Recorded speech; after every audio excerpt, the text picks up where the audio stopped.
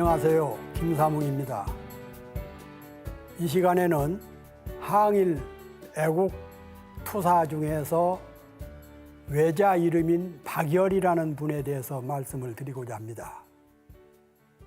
일제강점기에 감옥이나 재판소에 갇혀있던 우리 애국지사들이 수없이 많았지요. 일제의 악독한 법정에서, 감옥에서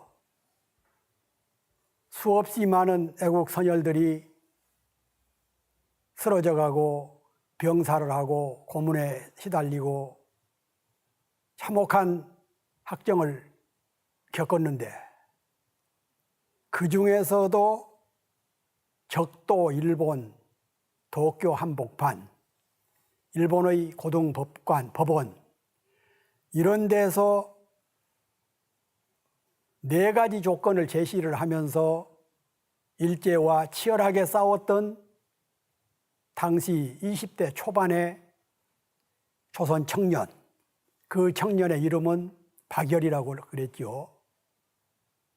저는 그분이 일본 법정에서 4가지 조건을 제시하면서도 한치의 굽힘도 없이 투쟁했던 그 장렬한 모습을 지켜보면서 감명 깊어서 박열이란 분을 찾기 시작을 했고, 국내 도서관, 일본 서점 이런 데 돌아다니면서 자료를 찾아서 박열평전이라는 책을 쓴 적이 있습니다.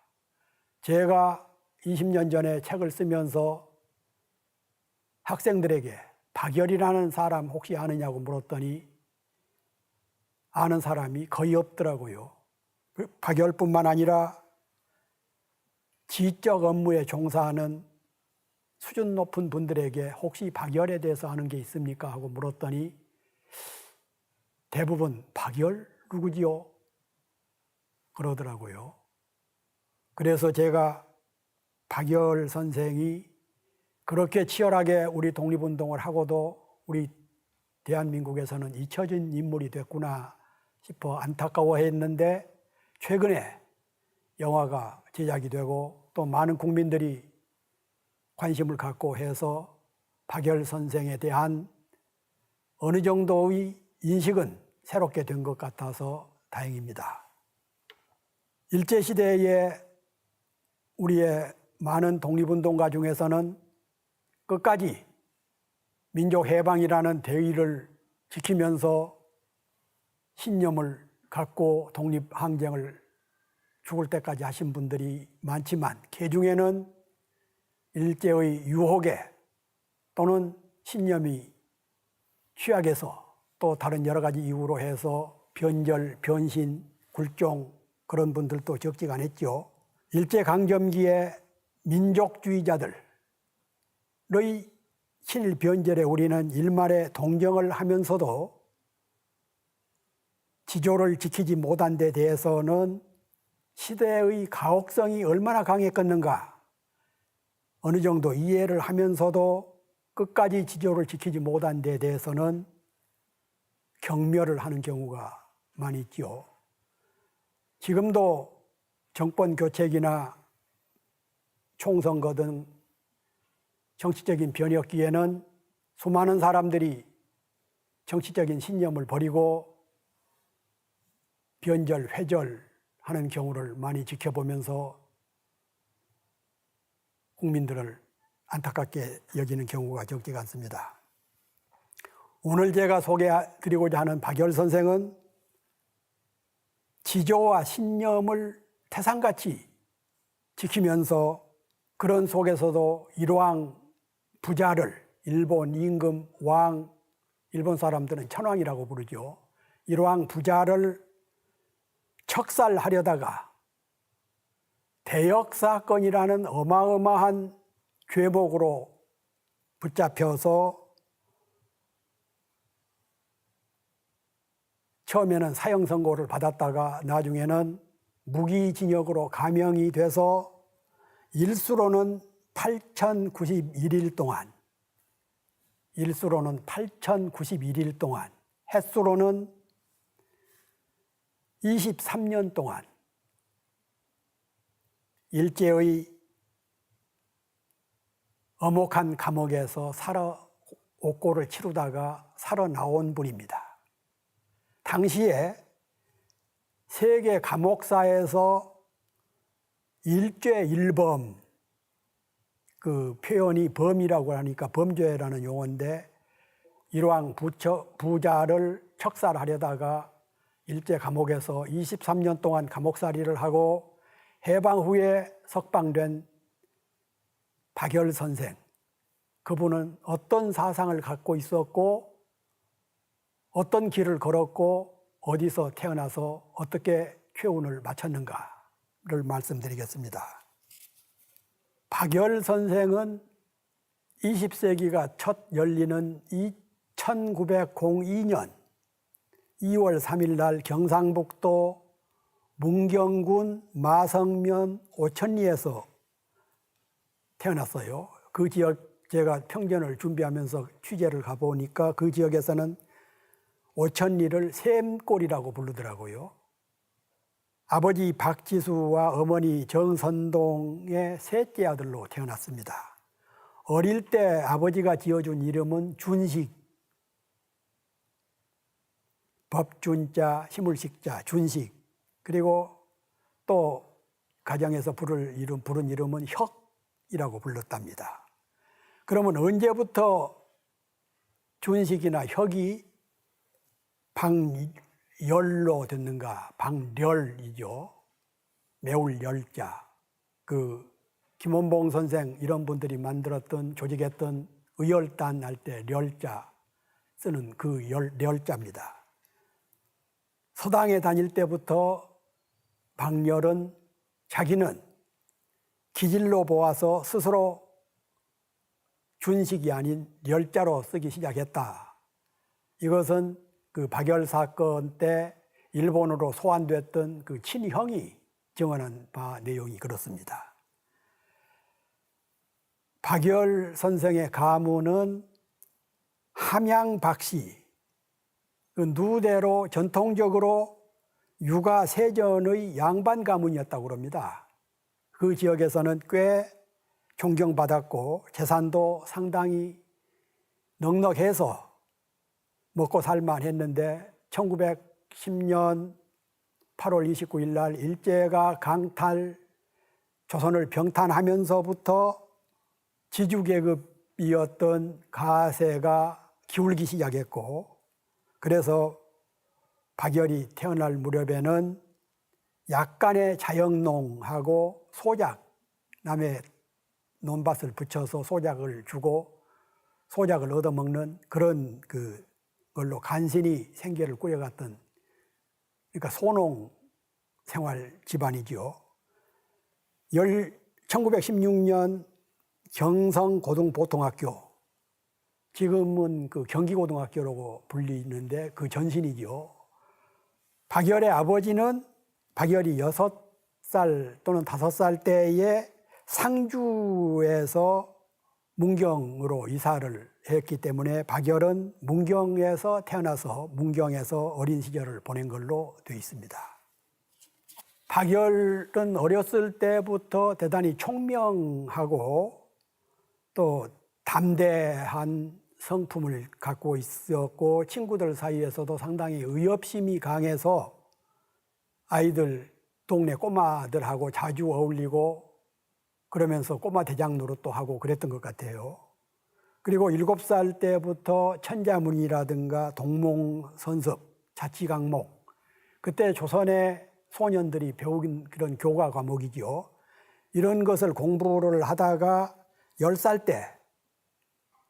때 일본 정부가 설립한, 그러니까 조선 총독부지요. 총독부가 세운 함창공립보통학교 4년제였습니다. 함창공립보통학교에 입학해서 14살 때 졸업을 합니다. 그리고 나라가 망한 경술국치해인 9살 때 아버지를 잃었어요.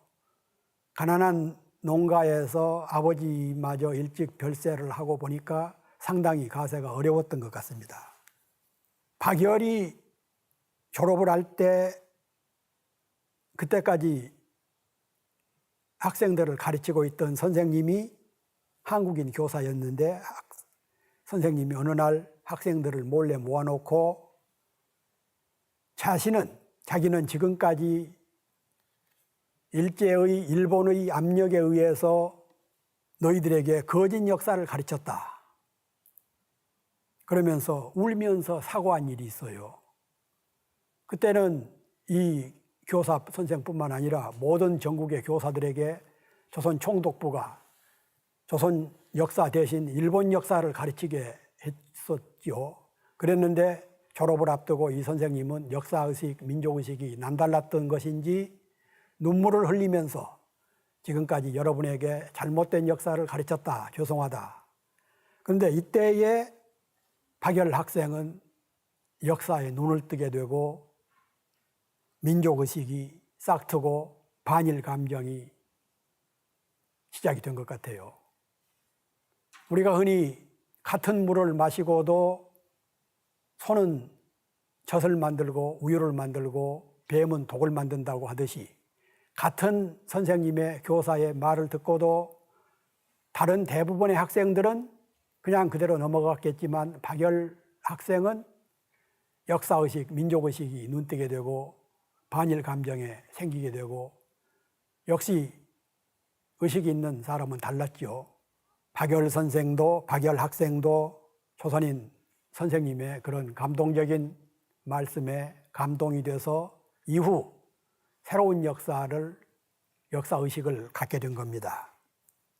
박열이 함창 공립보통학교를 다닐 때는 일본이 한국을 병탄해서 가혹한 헌병 무단 통치가 자행될 때지요. 헌병 무단 통치라는 것은 경찰이 헌병과 경찰의 직분까지 합쳐서 지금은 우리가 그 상권 분립이 돼 있고 잘 준비가 돼 있습니다. 마련이 돼 있습니다만은 그때는 헌병 경찰이 상권을 장악하고 있을 때입니다. 우리 조선 사람, 한국 사람들이 조금 누구하고 싸우기만 해도 거기서 직결 처분을 하고 감옥에 집어넣고 변상금을 물리고 그랬던 시절이죠. 무단 통치 체제하에서 배웠던 조선의 청년들, 젊은이들, 청소년들은 자신도 모르는 사이에 일본이 조국인 걸로 알고 조선의 역사, 단군이라든가 고구려 이런 역사는 배우지도 못하고 그렇게 살아오다가 설중가중으로 박열 선생이 이 학교를 다닐 때 집안에서 남의 채무 보증을 잘못 써가지고 그나마 있었던 조그마한 논밭도 다 넘어가는 집안이 파산을 당하게 됩니다. 어렸을 때 대단히 불우하게 자랐지요. 아버지를 일찍 잃고.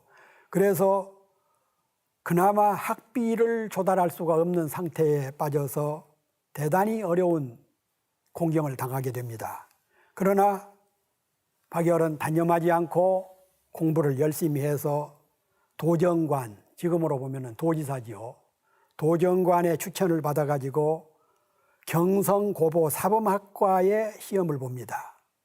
경성고보면은 당시는 조선에서 명문 고등학교지요. 여기에 시험을 봐서 합격해서 서울로 공부를 하러 갑니다. 서울에는 마침 이모가 승려였어요. 승려여서 그 절간에서 의탁을 하면서 공부를 하게 됐는데 우수한 성적으로 학교를 다니다가 곰곰이 생각을 해보니까 경성고보는 일본 정부가 주는 관비로 공부를 한다는 것이 마음이 내키지 않은 겁니다. 일본 총독부가 세운 학교지요. 거기서 일본 정부로부터 돈을 받아가면서 공부를 한다는 게 박열 양심에 맞지가 않아서 3학년 때에 자진해서 퇴학을 합니다. 그러니까 1919년 3월, 4월 조선 천지에서는 일제에 저항해서 3.1 혁명이 일어나죠. 이때 박열은 경문도 만들어서 뿌리고 지하신문도 만들어서 배포를 하고 친구들하고 어울려서 만세 시위도 앞장서서 부르고 이때부터는 소년 독립운동가로 변신을 하게 됩니다. 그리고 학교는 그 길로 다니지 않았지요. 그 무렵에 일제는 조선에서 또 못된 짓을 시작했는데 동양척식 주식회사, 동척이라고 불렀지요. 동양척식 주식회사라는 것을 만들어가지고 그때는 조선에서는 아직 측량기라든가 이런 게 발달이 안 돼 있는 상태로 수백 년, 수천 년 동안 전해 내려오는 이것은 누구 돈, 이것은 누구 밭, 그리고 살 때나 팔 때도 이제 그렇게 해서 팔고 했는데 일제가 근대적인 측량기를 도입해 가지고 엉터리 측량을 통해서 그리고 공동 가문의 문중의 공동 경작지라든가 공유지라든가 이런 것을 멋대로 측량을 해 가지고 그 동척에다가 이것을 맡기고 서로 팔고 차지하고 그럴 때에 이런 것을 지켜보면서 일제의 만행을 더 이상 용납해서는 안 되겠다. 일제로부터 우리 조선 동포들이 얼마나 많은 피해를 입고 지내는가, 살고 있는가 이런 것을 뼈아프게 느끼기 시작을 합니다. 그리고 중간에 3학년 때 퇴학은 했지만 박열이 생애를 두고 일생을 두고 가장 감동 깊게 또는 감명 깊었던 일 중에 하나가 일본인 교사, 일본 사람이지요. 일본인 교사로부터 고도쿠 슈쇼라는 1911년에 일본에서는 대역 사건으로 처형된 사람인데 이 심리학 교수로부터 또 한 차례 감동을 합니다. 내용인즉 일본이 신으로 모시는 천황제, 지금도 일본에서는 천황제지요. 천황이라는 말을 함부로 천황제를 비판하는 것은 일본에서는 금기가 되어 있죠. 지금도 거의 비슷합니다만은. 그런데 이 고토쿠라는 분이 천황제를 비판했다가 대역 사건으로 몰려서 처형당합니다. 그리고 그 고도쿠 슈셔라는 분이 아나키스트였다. 무강권주의, 무권력주의. 조선에서는 한국에서는 지금도 무정부주의라고 번역이 되어 있는 아나키즘에 대해서 얘기를 했고 그리고 이 고도쿠라는 사람이 아나키스트였다. 이런 강의를 몰래 해주는 걸 듣고는 정신적으로 충격을 받습니다. 나중에 이 알려져 가지고 이 교사는 전출을 되고 심리학 교수가 나중에는 창가 노래 담당으로 이제 교직을 과목을 바꿔버리고 그런 순환을 겪었죠. 김인현 3.1 독립혁명 때에 참여했던 친구들로부터 일본 경찰이나 헌병대에 불려가서 얼마나 심한 고문을 당했다는 것을 알고 또 직접 겪어보고 더 이상 조선에서는 항일운동이 어렵다는 것을 삐저리게 느끼고 어떻게 해서든지 일본으로 건너가서 일본의 실체를, 일본의 실상을 알아야 되겠다. 그런데 1920년대 우리 3.1혁명, 3.1운동이 일어난 그 무렵에 일본에서는 상당히 자유로운 시대였습니다.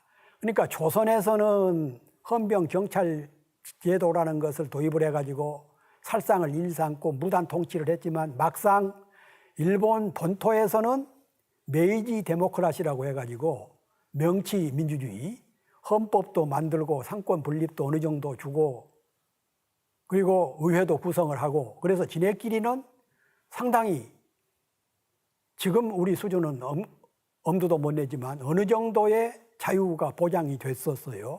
그런 걸 알고 박열은 조선보다는 일본으로 건너가서 천황제를 타도해야 되겠다. 그런 생각을 갖고 일본으로 건너갑니다.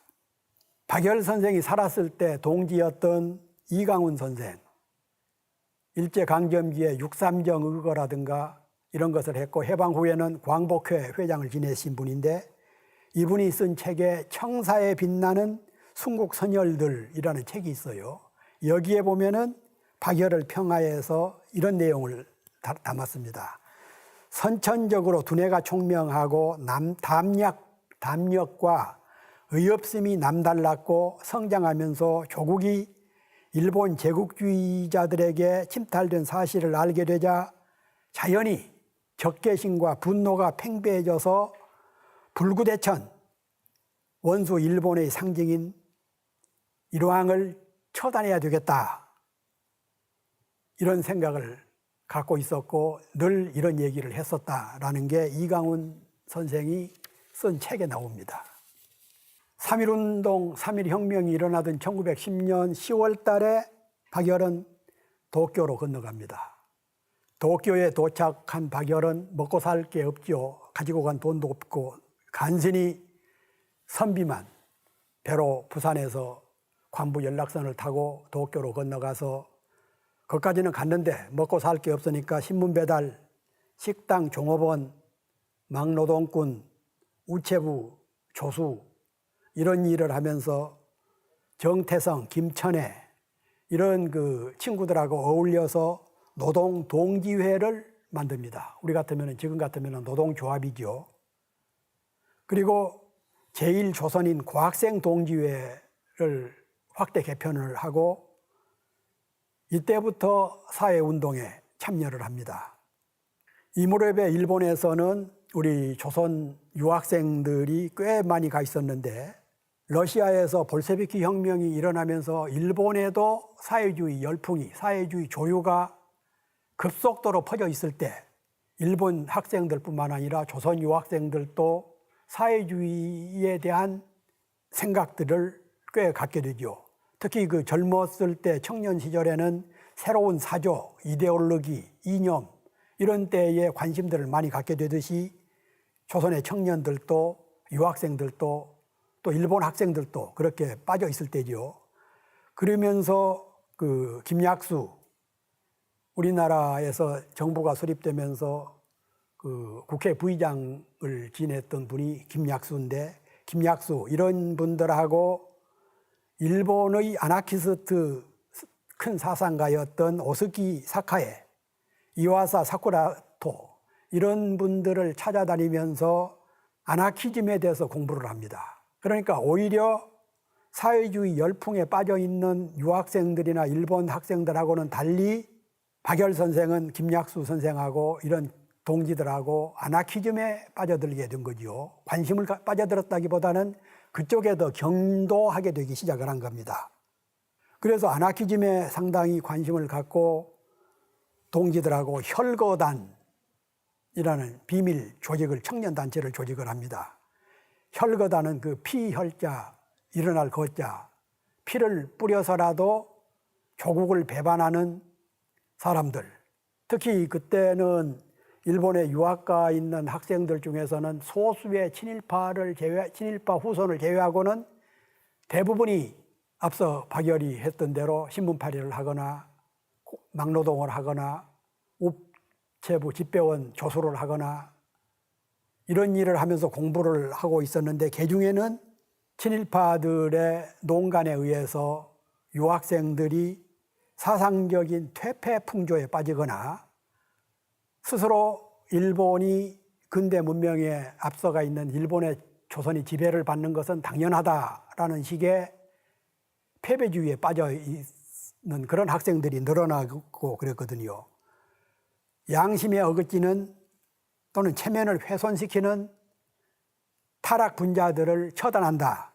그래가지고 혈거단을 만들어서 실제로 몇 사람을 응징한 사건이 있었습니다. 그때 당시 일본에는 수많은 우리 청년 학생들이 유학을 가 있었지만 박열처럼 이렇게 그것도 노동을 하면서 학교를 다니고 공부를 하는 처지에 이렇게 철저하게 20대 초반에, 19세, 20대 초반에 이런 일을 행동으로 보인 사람이 박열이었습니다. 그리고 박열은 좀 더 큰 단체를 만들어야 되겠다 싶어가지고 흑노회, 흑의회, 아나키즘의 상징인 흑, 거물 흑자, 거물 노동회, 그러니까 노동자 단체, 노동자 친구 모임, 흑노회, 흑의회 이런 단체를 만들고 여기서 기관지로 불령선인, 불령이라는 말은 우리가 불량하다라는 말에서 나타나듯이 일본 사람들은 후대이 센징, 일본 말로 후대이 센징 하면은 불령 조선인. 그러니까 일본 사람들 입장에서 볼 때는 독립운동한 사람을 불령 선인이라고 불렀고, 또 일본 용어로는 후대이 센진이라고 불렀는데, 그것을 정면으로 파고들어서 불령 선인이라는 단체를, 신문을 만들었어요. 그리고 현 사회, 이걸 안 된다고 이제 일본 정부가 안 받아주니까 현 사회라는 제목으로 바꿔서 발표를, 일본에서 책을 만들고 잡지를 내고 하다가 관동 대지진, 진제, 간도 대진제라고 부르지요. 관동 대지진이 1923년 8월 28일 날 일본 간도 지방에서 지진이 벌어져 가지고 우리 조선 사람이 그때 한 8,000명 정도가 학살을 당했습니다. 일본 사람들이, 일본 정부가 막상 그런 엄청난 지진이 벌어지니까 민심을 엉뚱한 데로 돌리기 위해서 조선 사람들이, 후대이 센진들이 동네 우물에다가 독약을 쳤다, 저수지에다가 독약을 뿌렸다, 이래가지고 일본 사람들이, 같이 엊그제까지 이웃하고 살던 일본 사람들이 무고한 조선 동포들을 한 8,000명 정도를 학살했어요. 그러니까 일제의 못된 짓 중에서 대표적인 것 중에 하나가 간도 대지진 사건 때 우리 조선 사람들을 학살한 사건입니다. 조선 사람들 8,000여 명을 학살하다 보니 서양 언론, 신문, 선교사 이런 사람들을 통해서 일부째의 만행이 유럽 전 세계에 퍼진 겁니다. 이것을 어떻게 수습을 할까 하다가 창안해낸 게 조선의 불령 선인들이 일왕을 처단하려고 음모를 꾸몄다. 그래가지고 엉뚱하게 대역 사건을 엮어낸 겁니다. 박열과 가네코 후미코는 일왕 부자와 일본 지배계급을 처단해야 되겠다. 그러지 않고서는 일본 국민들이나 동양 국민들이 평화롭게 하늘로부터 부여받은 자유와 평등 권한을 가지고 살 수가 없다 싶어서 일왕 부자와 지배계급을 타도해야 되겠다라는 신념을 더욱 굳히게 되고, 그런 준비를 하다가 관동 대지진을 계기로 해서 조선의 고향에 왔다가 일본 헌병대에 끌려서 일본으로 붙잡혀간 겁니다. 그때 함께 붙잡힌 사람이 불령사 회원 17명, 그러니까 박열의 친한 친구들 대부분이 붙잡혀간 거지요. 나머지 회원들은 다 현지에서 관도 대지진이 나기 직전에 체포됐기 때문에 불행 중 다행히 그때 일본 사람들이 무차별 학살했던 8,000명 중에는 해당이 안 되고 살아남은 거지요. 그런 것 보면은 가끔은 불행 중 다행인 경우도 알게 됩니다. 이렇게 17명을 체포한 일제는 시선을 국민과 해외 여론을 돌리기 위해서 박열과 가네코 등이 조선의 불령 선인들이 협력을 공모해서 왕과 왕세자를, 그때는 왕세자가 히로히토죠. 나중에 일본 천황이 된, 결혼식장에 폭탄을 던져서 왕과 왕세자를 그리고 일본 고관들을 암살하려고 했다. 그리고 일본 정부는 그 동조자로 김중환이라는 사람을 통해서 중국 상하이에서 폭탄을 구해 오려고 시도를 했다. 그런데 이건 사실입니다. 박열과 그 동지들은 그 흑우의 기관지 현사회 광고비 일부를 빼내서 중국 상하이에 있는 우리 독립운동 비밀단체를 통해서 폭탄을 구입해 오려고 시도를 하다가 아직 실천 단계까지는 안 가고 준비하는 과정에서 일경에 체포가 돼버린 것이죠. 그러니까 정확한 표현으로 보면은 예비 음모 정도인데 이것을 마치 예비 음모가 아니라 실행 단계인 것처럼 과장해가지고 언론에다가 폭로를 하고, 그것은 앞서 말씀드린 대로 간도 대지진 때 희생된 학살한 그런 것을 눈을 이리 돌리기 위한 음모였다, 그런 뜻이죠. 그런데 이렇게 발표가 되면서 일본에서는 그때나 지금이나 천황 일왕이라 그러면은 거의 신성 불가침인데, 감히 조선 청년들이 일왕 부자를 암살 운운한 거나 거기다가 일본 여성인 가네코 후미코까지 후대의 선진들한테 속아서 그런 그 망동을 저질렀다 해가지고 일본 천지가 대소동이 일어난 것이죠. 조선 사람들끼리만 했다 그러면은 억울해서 독립운동 일환으로 치부할 수가 있었는데, 일본 여성까지 가담했다는 데 대해서, 그리고 더러는 파결과 가네코가 부부간이다, 감히 일본의 처녀가 조선의 노동자한테 결혼을 해가지고, 아직 정식 결혼한 상태는 아니었으나 빠져가지고 일본의 국헌을 문란시켰다 해가지고 일본 신문, 방송, 그때는 텔레비는 없을 때니까 라디오 이런 데에서 거의 며칠간 톱 뉴스가 되고 그랬습니다. 이걸 보고 조선에 일본에서 교육 공부하던 유학생들이 파결하고 가네코 후미코 그 동지들을 지원하는 연설도 하고 단체도 만들고 영치금도 내주고 그랬습니다. 그리고 그 국경을 넘는 애정 사건이라는 센세이셔널한 그런 보도가 널리 알려지면서 가네코 후미코가 어떤 여성인가에 대해서 알려고 하는 사람들도 많고, 앞서 제가 말씀드리기를 조선에서는 가혹한 부단 통치를 했지만 일본에서는 자기네들끼리는 어느 정도 메이지 데모크라시를 했던 시대이기 때문에 이런 사건들이 상당히 숨김없이 어느 정도는 보도가 됐던 상황이었지요. 그래서 엉뚱하게 간도 대지진 사건은 대역 사건으로 포장이 되고, 그래서 조선인 대량 학살 사건이 뒤로 빠져버리고 이 음모 사건이 터지면서 파결과 가네코 후미코는 제물이 된 거죠.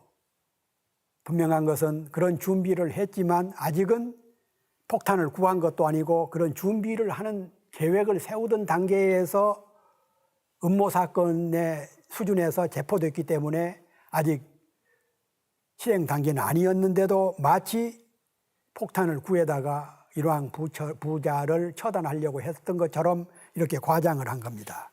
그래서 1925년 9월 달에 파결은 도쿄에 있는 대심원, 우리 같으면은 대법원이죠. 대심원 특정법정 공판에 나가서게 됩니다.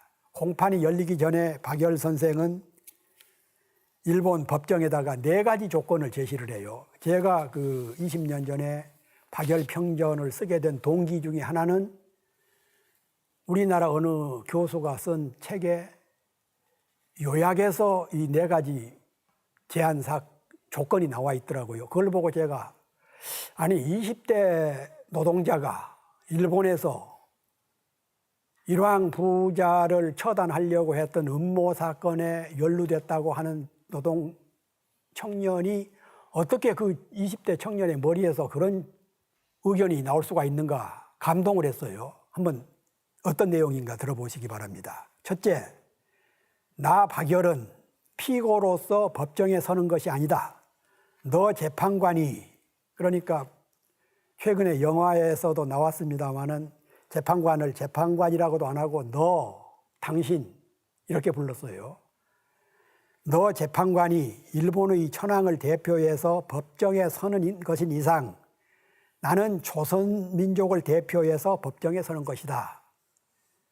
천황을 대표하는 일본의 재판관이 법관을 쓰고 법의를 입는다면 나도 조선 민족을 대표하는 입장에서 조선의 왕관을 쓰고 조선의 왕이 곤룡포지요.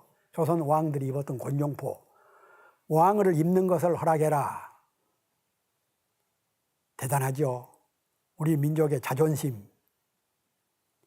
이런 것을 일본 정부, 일본 재판부에다가 제시한 것은 일본 재판 사상 전무후무한 일이었습니다. 두 번째, 나 박열은 피고로서 법정에 서는 것이 아니라 조선 민족을 대표하여 일본이 조국 조선을 강탈한 강도 행위를 탄핵하고자 법정에 서는 것이기 때문에 재판관이 일본의 천황을 대표해서 나의 질문에 답변을 해라. 내가 법정에 서는 취지를 내가 선언하도록 해달라. 이것도 바로 그 박열 선생이 재판을 받기 한 6, 7년 전에 안중근 의사가 이토 히로부미를 처단하면서 15가지 조건을 내세웠죠. 내가 안중근이 이토 히로부미를 처단한 이유 15가지. 그것을 내 입으로 말하게 해라. 그래서 15가지를 얘기했는데 그중에서 몇 가지는 이런 내용하고 거의 비슷합니다. 두 번째 내용하고. 그런데 박열 그때는 일제가 그 보도관제를 했기 때문에 조선이나 일본에는 이런 내용이 전혀 알려질 수가 없었지요. 박열 선생이 안중근 의사의 15가지 조건을 들었을 리가 없습니다. 그럼에도 불구하고 두 분이 제한 조건이 비슷한 대목이 참 많아요. 그래서 이런 게 민족의 혈맥, 정신, 정기, 혼 이런 것이 아닌가 싶습니다. 셋째는 나 박열은 일본어를 사용하고 싶지 않다. 일본에서 몇 년 살아서 일본어를 유창하게 했죠. 그러므로 조선어를 사용하고 조선어로 말하도록 해라. 조선어로 내가 말할 터이니 통역을 준비해라. 대단한 거죠. 크나 적으나 죄를 짓고 법정에 서면은 가급적이면은 어떻게 해서든지 판사나 검사한테 눈에 거슬리지 않기 위해서 겸손한 태도를 취하고 발언도 양순하게 하는 게 인간의 상정인데 박열은 나는 일본말을 잘하지만 내가 일본말로 안 하고 조선말로 할 테니까 일본어 통역을 대라. 이런 호기, 이런 결기, 그게 20몇 살짜리 조선 청년이 한 겁니다. 마지막으로 일본의 법정이 일본의 천황을 대표한다고 해서 재판관은 높은 곳에 앉고 일본의 천황에게 재판을 받는 나 박열은 낮은 곳에 앉아 있다.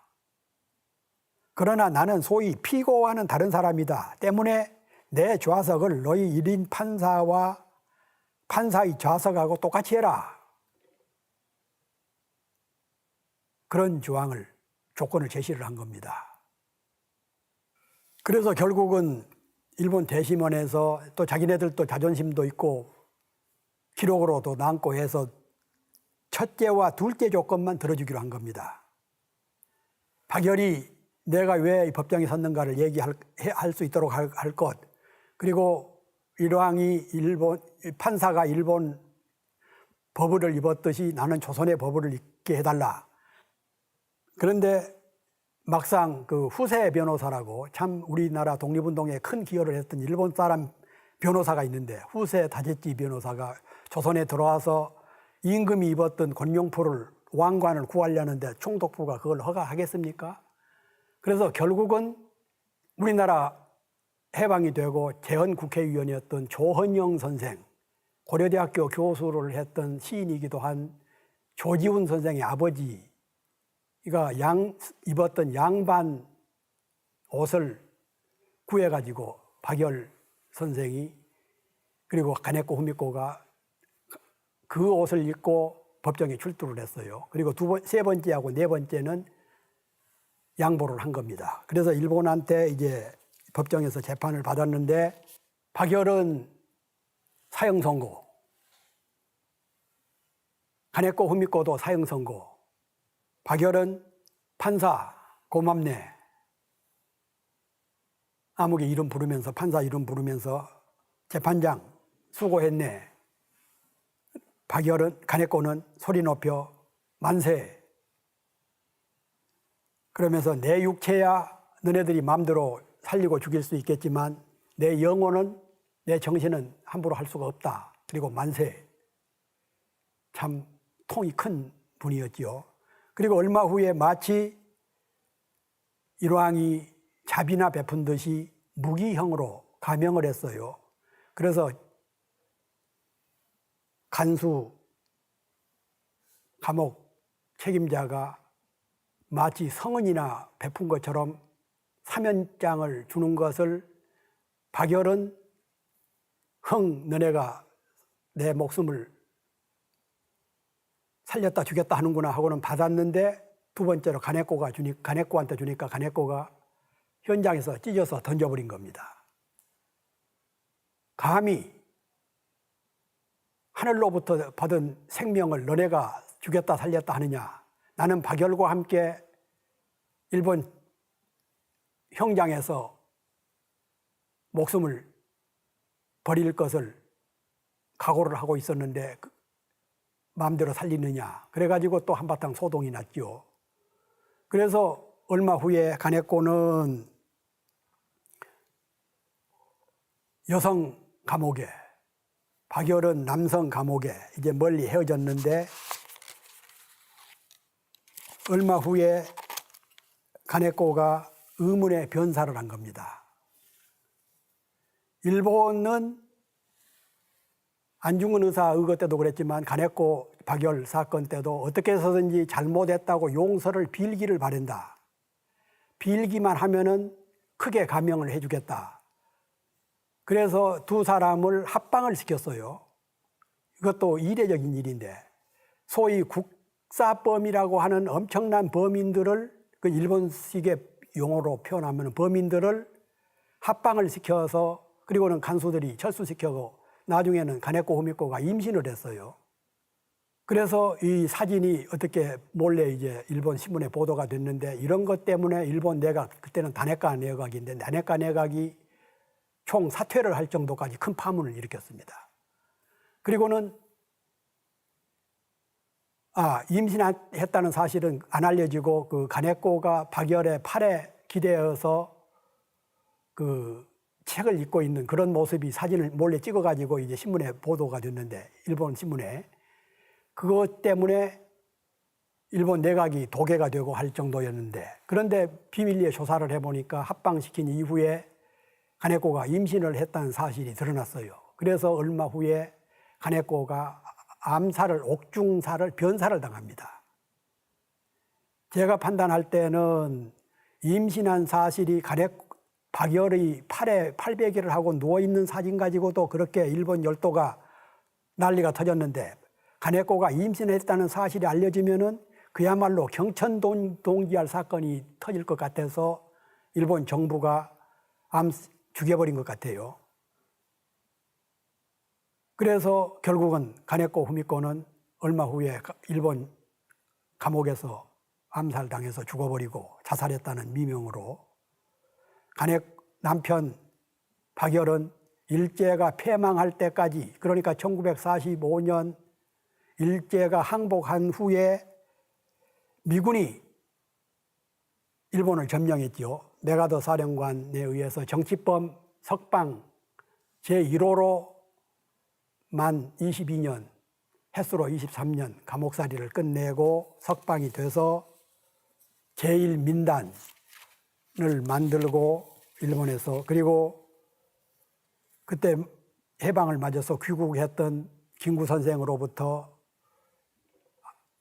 윤봉길 의사, 이봉창 의사, 백정기 의사, 이런 분들이 일제와 싸우다가 일본에서 사형 선고를 받고 묘소가, 유해가 일본에 있었지요. 이것을 찾아서 국내로 송환하는 게 박열 선생이었습니다. 그리고 1945년, 48년 8월 15일 대한민국 정부가 수립될 때 정부 초청으로 국내에 들어와서 한때 국무총리 설까지 있었어요. 그랬는데 박열 선생은 통일된 정부가 아닌 반쪽짜리 정부에서는 어떤 일도 맡지 않겠다. 그러다가 1950년 6.25 사변이 터지면서 그 전에 또는 6.25 사변 와중에 북한으로 납북 또는 월북 해서 북한에서 일정한 요직을 거치다가 북한에서 돌아가셨어요. 1907년 평양에 갔을 때에 평양 근처에 애국열사능에 박열 열사의 묘소가 있더라고요. 남한에서 태어나서 일본으로 건너가 독립운동을 하다가 북한으로 가서 북한에서 재생을 다 마치지 못하고 북한에서 돌아가시는 분을 일본 신문을 통해서 그것도 1단짜리로 보도됐어요. 국내 신문에도. 그런 참 어처구니 없는 삶을 사신 박열 선생. 73살까지 살았다고는 나와 있고, 그리고 이제 그 감옥에서 나와서 그 장의숙이라는 여성하고 재혼을 했어요. 일본에 있을 때. 그런데 어느 날 그 장의숙이라는 젊은 조선인 기자가 찾아와서 박열 선생을 인터뷰를 하는데 박열 선생이 첫눈에 저렇게 똑똑한 여성을 일본 사람한테 줄 수 없다 싶어가지고 프로포즈를 해서 결국은 장의숙 여사와 결혼을 해서 아들 영일군, 딸 경희 두 어린 남매를 남쪽에 두고 북쪽에서 돌아가신 겁니다. 마지막 정리를 하면은 박열 선생이 북쪽에서 돌아가시고 15년이 지난 1989년 3.1절 날 대한민국 정부는 선생의 영전에 건국훈장 국민장을 추서를 했어요. 그의 영원한 동지였던 그리고 조선인이고자 했던 가네코 후미코는 현재 문경에 있는 남편의 옛 고향인 문경의 과수원 뒤편에 묻혀 있습니다. 한때 일본 사람들이, 일본 아나키스트들이 가네코 후미코의 묘소를 유해를 일본으로 가져가려고 하다가 한국에 있는 우리나라의 아나키스즘 운동하는 분들에 의해서 제지가 됐고, 그런데 지금도 해마다 기일이면은 일본 아나키스트들이 와서 벌초도 하고 성묘도 하고 그렇습니다. 우리는 국경을 초월한 박열과 가네코 후미코의 따뜻한 사랑도 소중하고, 박열과 가네코 후미코가 꿈꾸었던 해방된 대한민국, 그리고 아나키즘 이념, 이론 이런 것들을 생각하는 계기가 됐으면 하는 바람을 가지면서 이상으로 박열 선생의 위대한 생애를 조명하는 저희 강의를 모두 마치도록 하겠습니다. 경청해 주셔서 감사합니다.